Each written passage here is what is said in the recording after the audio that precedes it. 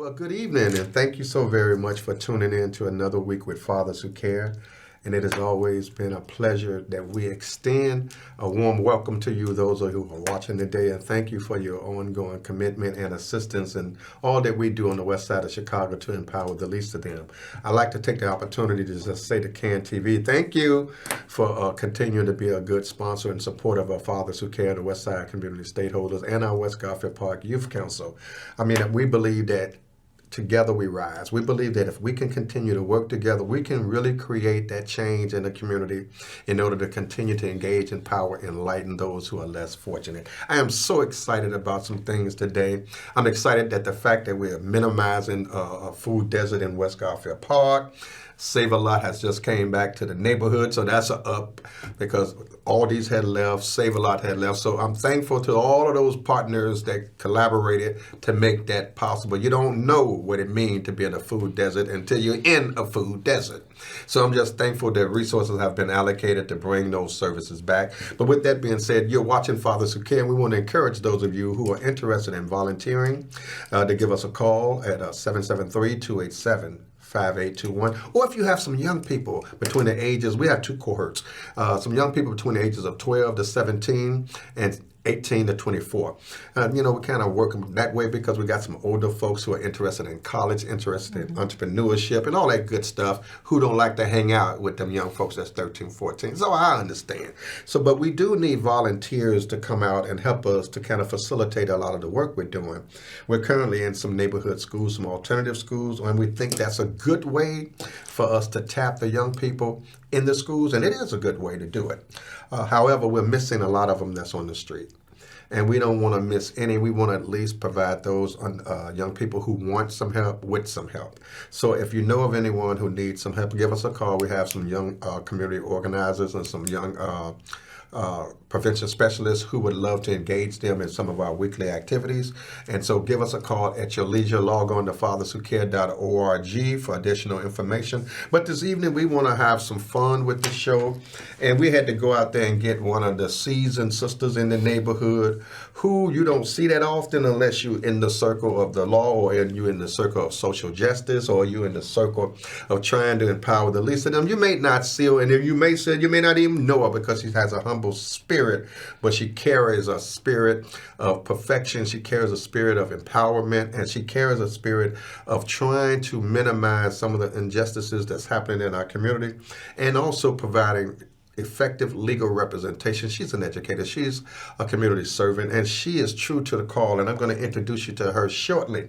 But we want you to know that Fathers Who Care is a nonprofit 501c3 organization. I am a servant for social change. I'm Reverend Walter Jones, the executive director of Fathers Who Care, and I want to say to you all is well. If your test, forgive me, if your faith have not been tested, your faith may not be trusted. So I just want to throw that out there to you just as something to think about when you go driving down the road. One of those moments. But anyway, with that being said, again, thank you all for tuning in. God bless you. God keep you. And we hope that you enjoyed this broadcast. So with that being said, I'm going to just digress for a minute, center myself, and then I'm going to introduce to some and present to others Attorney Tonya Woods.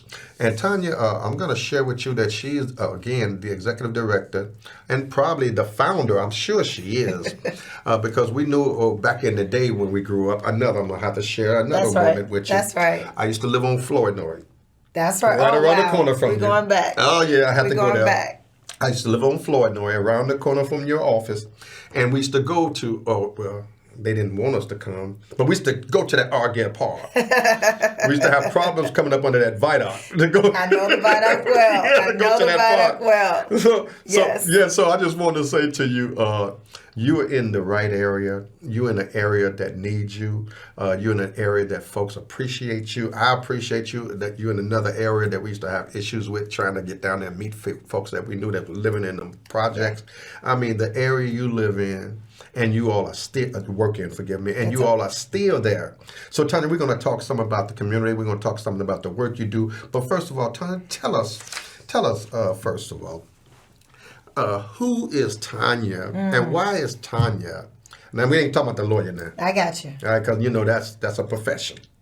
A good one at that. Okay. who is Tonya, and why is Tonya so passionate and serving and empowering the people on the west side of Chicago? Well, first of all, let me thank you for... Give me 5. You got it. Thank you so much for having me on today to talk to the folks out there in your CAN TV audience. I am Tonya D. Woods, and yes, that is a demarcation, a line you might want to make between Tonya the person and Tonya the attorney. But we're actually one and the same. I do not play somebody different on TV than the person that I am at home, the person that I go home to, that I look in the mirror at. I am Chicago's daughter. My parents first got together and raised me in South Shore, but then after their divorce, my mom moved back home as a single mom, and home for us was the West Side. What? 4300 block west on Monroe and Costner. Hello, K-Town. Well, that's down over there by Heffron School now. Right around the corner. Some of my closest friends went to Heffron, and I have an opportunity to give back to that community in another capacity. But that gives me an opportunity to talk about the fact that the person I am, the person I grew up, and my profession actually all go together. I wear a lot of different hats, but I have the opportunity to marry my profession as legal, as an attorney, as a legal professional, with my passion for serving the community, but most importantly for serving my people, Black people not only on the West Side, but everywhere, in such a way that if I get an opportunity to liberate myself, then hopefully I get an opportunity to liberate my people as well. And we all win. Well, again, you're watching. Forgive me. You're watching Fathers Who Care, and our guest this evening is none other than attorney Tonya D. Woods, the executive director of Westside Justice Center. And we're going to talk a little bit more about the Westside Justice Center. But we want you to know this show is themed men and women engaging and empowering each other for social change and community empowerment. This is not just a figment of our imagination. We really do believe, and we have been working feverishly to bring people together. That's what we do.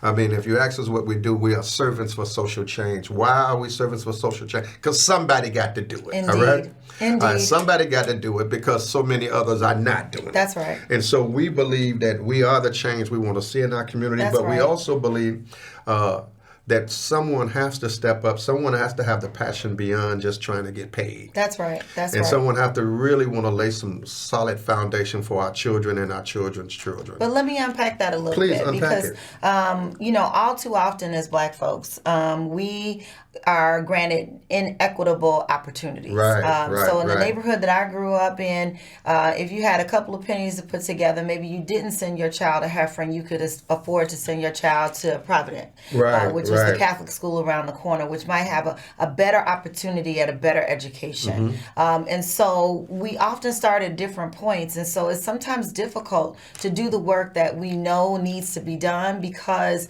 our society is situated in such a way that we're not necessarily awarding the high salaries to some of the greatest work, right? The people who are actually serving our children and our families are not necessarily always the highest paying jobs. And so for Black folks, that may mean it's not that you don't appreciate and value the need to work in the community, but you might not be able to afford to work in the community. And so I feel like for myself as a single mom of 2, I was a widowed mom, and I had a dream deferred that came to life because some people around me say, you can do this. And I went back to school. I went to law school at 42. I graduated. One more, please. One more, please. Go ahead. But I wasn't thinking to myself, I want to start a legal aid 501c3 not-for-profit organization on the West Side on the corner of California and Harrison. In the heart of East Garfield Park. I came out of school thinking I could do some good, but I also had to provide for my family. But along the way, there were people who saw something different from me. And they said, Tonya or Miss Woods, yeah, you could do that, but we need you here. So there were people that I had as far as professors. When I was in law school, I attended Loyola School of Law, where I give back today as an adjunct professor, as well as a member of the Board of Trustees, that said to me, I think you can do some more. I had opportunities to work for some judges who said, you need to take your particular brand of jurisprudence and invest it in the communities that need it the most. And I said, well, how am I going to make money at that? They were like, we need you more helping our people, and the rest will follow. Well, I'm going to sit back and listen, but I'm just going to throw something in there, a nugget in Sure. there every now and then, and No you worries. can just take it and run with it. How can we? I think you already just said it. I mean, That's all right. You said it in so many ways, but I just want you to flow with this one and just tell us more about the West Side Justice Center and how long is. I think you may have shared some things of that. Yeah, so that's more in depth. And that's exactly what I'm saying is when I got out of law school, my intention was not necessarily to start a holistic legal aid clinic. That was not the blueprint. The blueprint was to go to work, do some good, provide for my 2 children.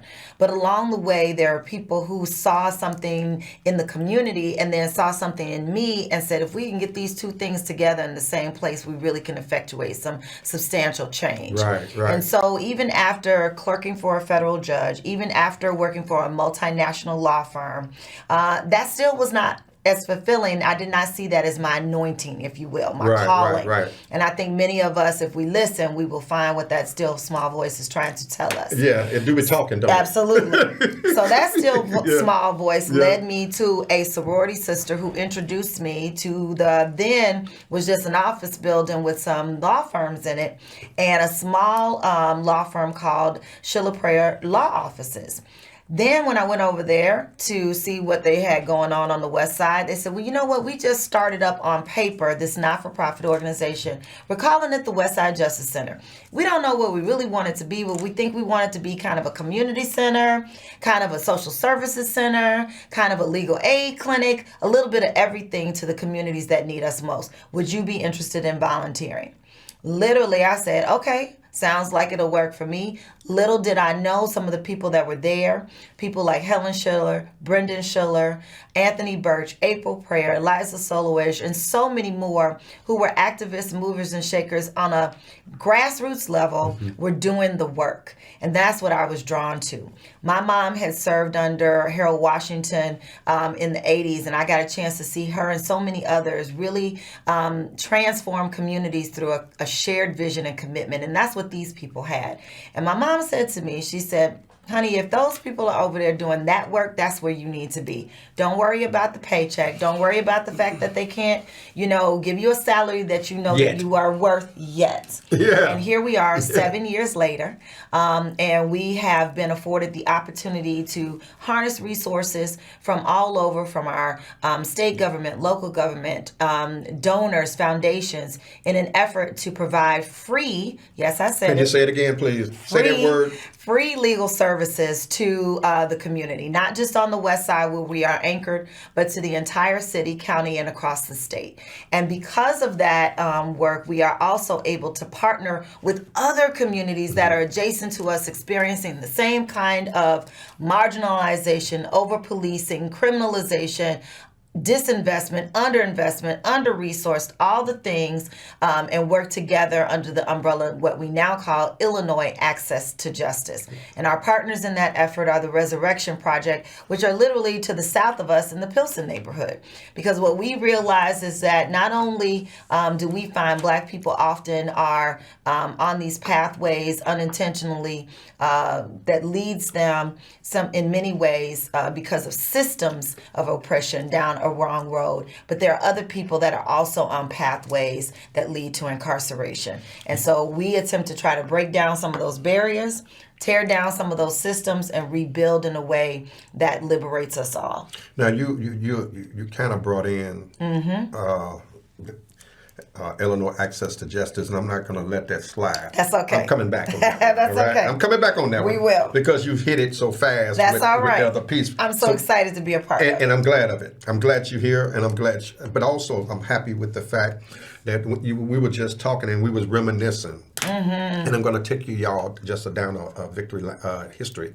We was reminiscing of that's going down memory lane. Thank you. That's what I was trying to say. I got We was going down memory lane, and we started talking about our history in West Garfield Park. Yes. Of course, Monroe and Costner, and West End and Colon, 2 different sides of the town. The north and the south, and we couldn't even cross the street. That's right. But we was going to Austin, West Garfield Park, Lawrence Upper Grade Center and West Garfield Park Upper Grade Center. That's right. Those two differences. And then we had Tilton School and Heffron School. That's right. And then we had Off the Street Club and we had Purcell Hall. That's right. And then we had Cascade. We had Bowling Alley. We had Alex Movie Theater. Firestone Tires. Yes. King Hardware. Out of the Past Record Store. And they still there. And they're still there. And we had Vienna's. And Vienna Hot Dogs. And we had the pharmacy. That's right. All of that was up and down Madison. That's right. And at that time, you can go up on Madison with $10 and buy a whole bunch of stuff. And then we had, did we have VON over there too at one point? I think that might have been the case. I think we had, if I'm not mistaken, a Herman Span. Purvis. Purvis Span. Yes, I think they had a shop over there with Brooks Furniture. But anyway, boy, thank you. You did a lot right there. You took us down a trip. So I'm trying to tell you that some of us are really some of the anchors of the community, and we're still serving. That's right. I'm telling you, you heard what the sister just said, Tonya just said. Now, Tonya is an attorney, an established attorney, love what she do and do it quite well. Could be doing a whole lot of things, a whole lot of places. But what we have in common and what you can join us with is being a true servant.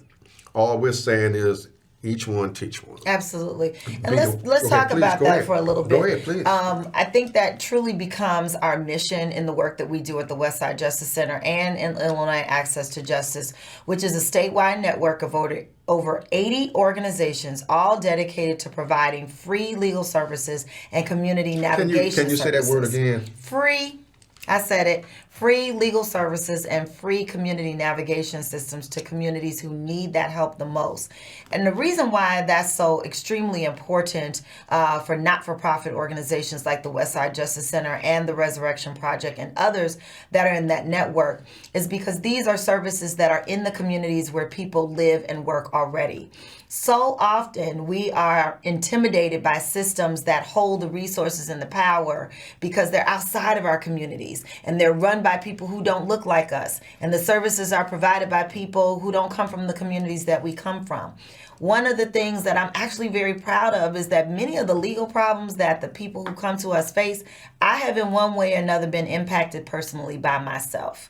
I am a person who once upon a time had my property taxes go up for sale. I am a person who has family members who were previously incarcerated and needed to have their records expunged or sealed. Mm-hmm. I am a person who has experienced and been close to either mortgage foreclosure, evictions, or absentee landlords, and you want to get out of your lease for some reason because you're not getting the service and the housing that you were promised. These are all what I refer to as kind of like bread and butter types of issues that many people who look like me are experiencing and suffering from.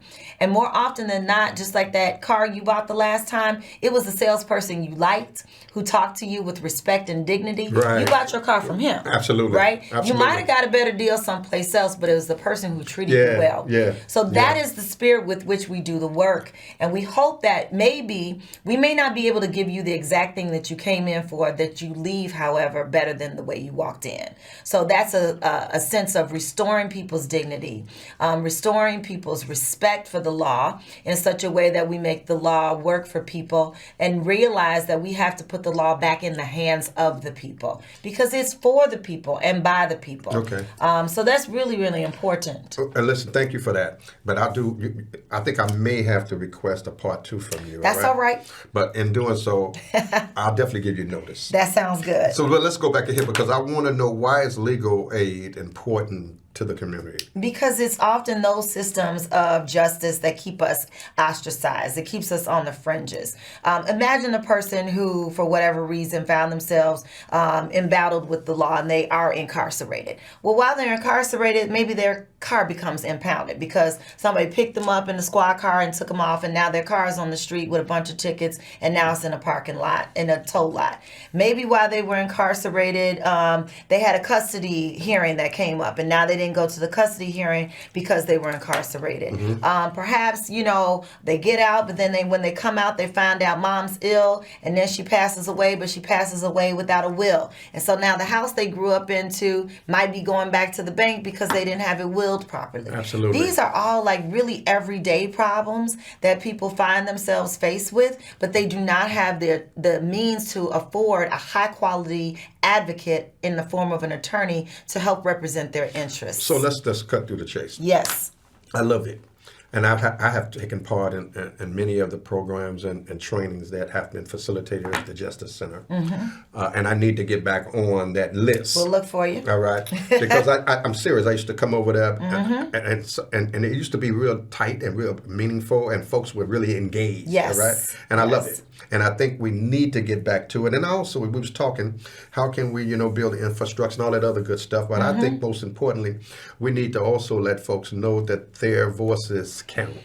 Absolutely. Their involvement counts. Absolutely. And we're looking for them. We're not trying to shelter. We're not trying to hold things in a little silo. That's right. We opening up. We want you all to be a part of what we're trying to do. That's right. Even though we know some of you ain't worth a nickel. All right? Everybody's worth something. No, I'm saying they worth something, but I just say the nickel. They may be a penny. Because if you don't want to help someone else, then whatever you're doing, you're not going to sustain it. Right. So let's link. So let's change that. Right. They worth a nickel. I apologize for that one. It's okay. I apologize for that. I didn't mean it in the disrespect. I'm just meaning that we need to, whatever we got, we bring to the table. That's right. If it's 3 cents, 4 cents, we need to bring it to the table for the benefit of someone else. That's right. That's right. Now, I'm not even, I'm on Madison and Costner now, talking to the young folks who are in the middle of the street, who folks have turned their backs on. That's right. They're in the middle of the street, just got shot, one just got killed. In the middle of the street, which folks would say they ain't worth a nickel, all right? Okay. You are worth a nickel. Yes. You're worth more than that. But I'm trying to figure out why we don't have more resources and support for those young people on the quarter. I'm going to give you a couple of reasons. And I guess I felt a little too much passion. But go ahead. That's okay. I'm going to give you a couple of reasons. One, if we knew better, we would do better. There you go. So free legal aid usually is subsidized by government programs and donations and foundations. We need to be investing in our own organizations. So the Westside Justice Center is a 501c3. You too can donate at westsidejustice.org. For nonprofit organization. A non-for-profit organization. To keep the services free. To keep the services free. So we also can advocate to shake loose the resources that lie within our own government entities. So that's your money that you paid in the form of taxes that should be funneling and coming back to your communities in order to set your people free. And then the last thing, for those of us who do have more than a nickel, we should be looking more than a nickel, or as my mama say, 2 pennies to rub together. That's what I was talking about. We should be prioritizing reinvesting in Black organizations that are not for profit. Okay. So I wish that our list of donors not only included foundations and private donors, but also included Black philanthropy. That in the same way we donate to our churches and tithe, that we prioritize donating to our community services. And we can certainly use more of that. Well, that's where I was going. And here's my spirit. I want to be crystal clear. Please. I really have a problem when we all are in the community and we all see the plight of the community, and we all are suffering from the degradation and the senseless violence and all of these things that's taking us out, literally taking our babies out. That's right. Yet, we won't come together. That's right. We won't come together to empower each other, yet we'll take from each other. That's true. When we can, if we pool, that's where my head is at, and I was speaking before my conversation. That's okay. If we pool our resources, Tonya, I don't think there's nothing too hard for us. I don't disagree. So I have to agree with you when you say, if we invest in ourselves, if we invest in our own programs, if we invest in our own community, if we invest in our own children, we can really see systemic change in our community. That's right. I mean, it's changing now. It is. But it ain't being, the change is we can do more. We can always do more. I mean, a little bit here, a little bit there. Yeah, that's fine. Right. That's fine. Yeah. But if we stay focused. That's right. And we pool our resources and keep our resources in our community, then we can develop our community.